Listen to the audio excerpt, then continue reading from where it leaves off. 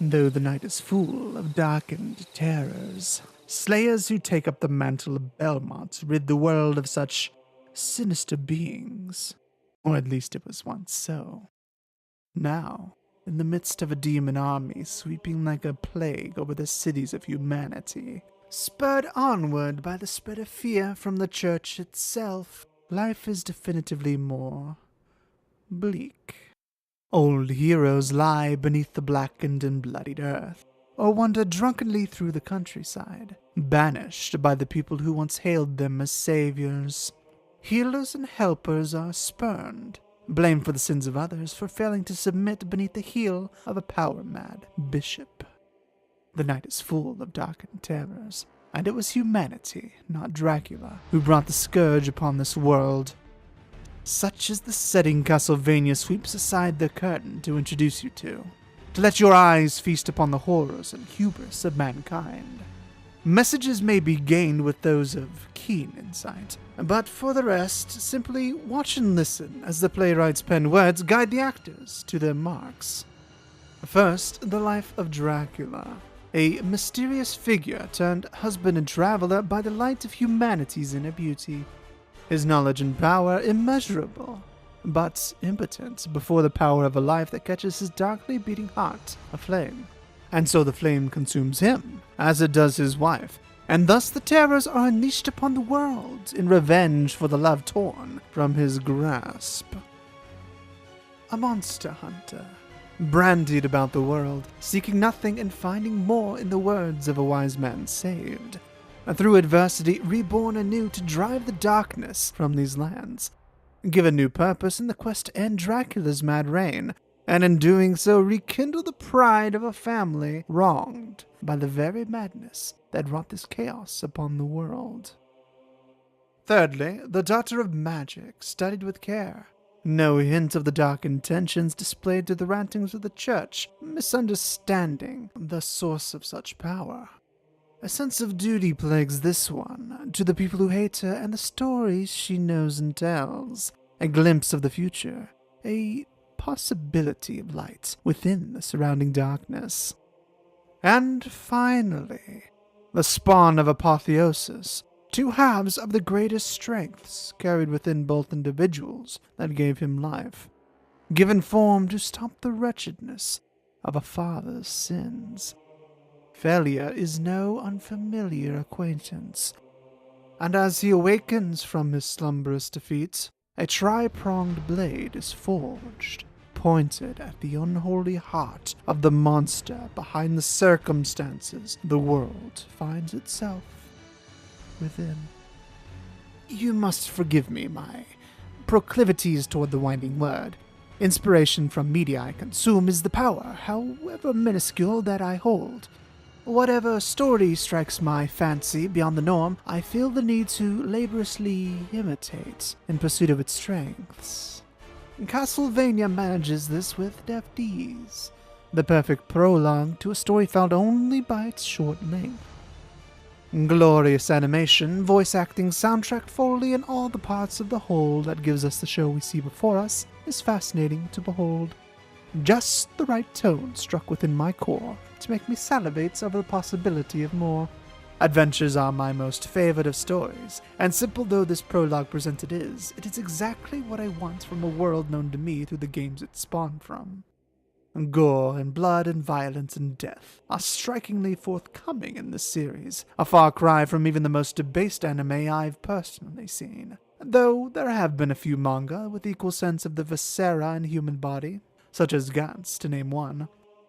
Nothing is held back in this show, from innocents burned at the stake to demons ripping through the frightened forms of children. There's even a moment when, and those of you who are squeamish might skip over this part, a baby is shown hanging from the mouth of a scurrying demon, a sight familiar to those who have seen the gif of a hog eating a fetus in a very poor country.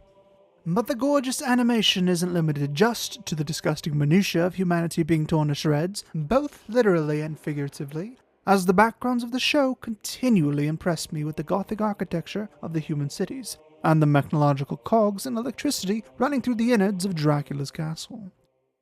The environments outside the city are vast and wouldn't look out of place in Diablo once the demons begin to take over. And the startling emptiness where there should be throngs of people gives the city the majority of the anime takes place in a sense that many lives have already been lost. This is an anime that tells the story with more than just exposition, content with having quiet montages of the main character wandering around the city talking to what remains of the populace.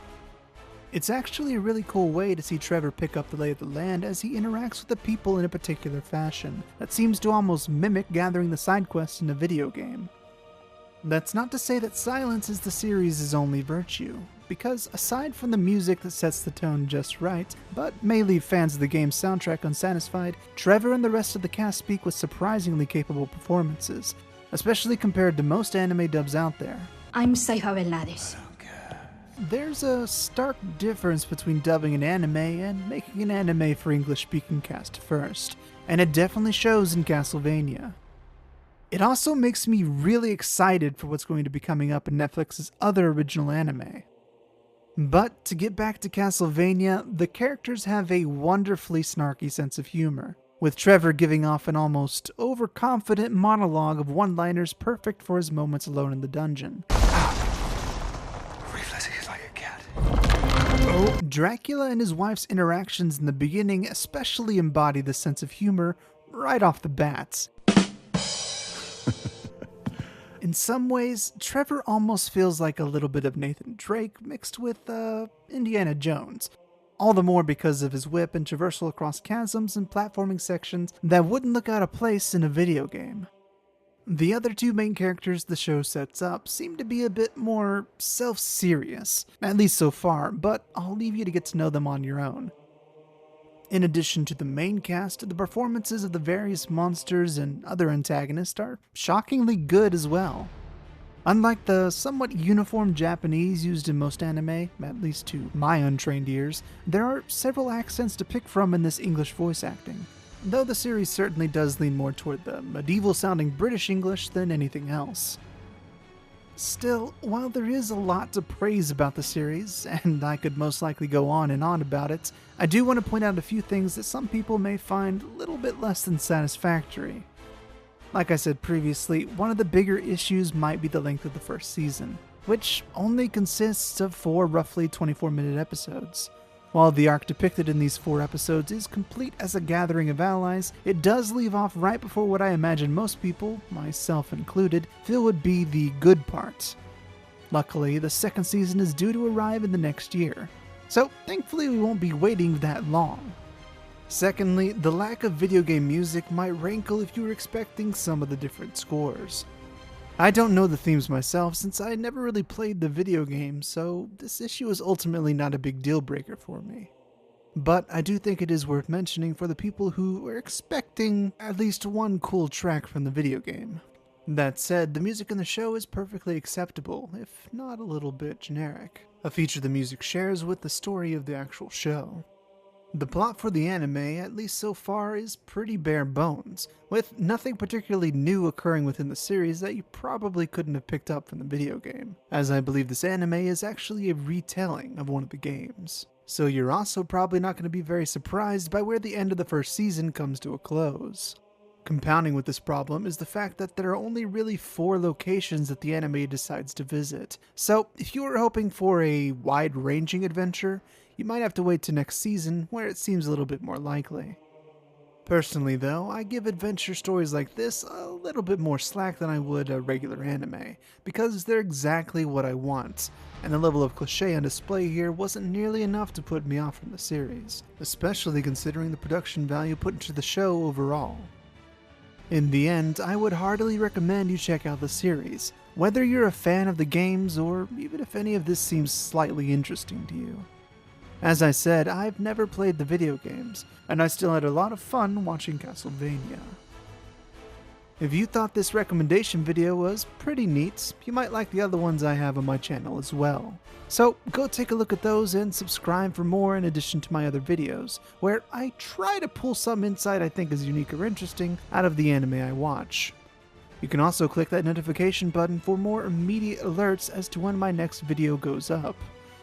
Should you wish to speak to me directly, just leave a comment down below, or you can talk to me on my Twitter, and I'll get back to you as soon as I can. And remember, always enjoy the way you watch anime, because as long as you're having fun, that's all that really matters. And I'll see you next time.